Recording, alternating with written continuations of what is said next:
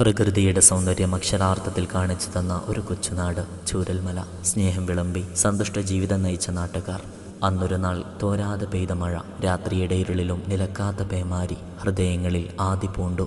പേമാരിയുടെ പ്രവാഹം കണ്ട് ചിലരൊക്കെ സുരക്ഷിതരായി. പക്ഷേ അത്രമേൽ അവർ ഇഷ്ടപ്പെട്ടിരുന്ന പ്രകൃതി ഒരിക്കലും അവരെ ചതിക്കില്ലെന്ന് അവർ വിശ്വസിച്ചു. ആ മലകൾക്കിടയിൽ തങ്ങൾ സുരക്ഷിതരാണെന്ന് അവർ ആശ്വസിച്ചു.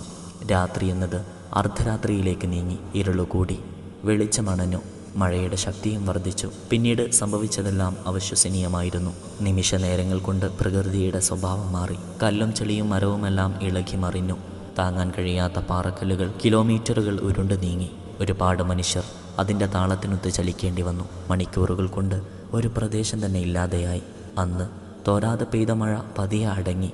പക്ഷേ അപ്പോഴേക്കും ഒരു നാടിൻ്റെ മുഖച്ഛായ മാറി. ഒരുപാട് മനുഷ്യരും ഇല്ലാതെയായി.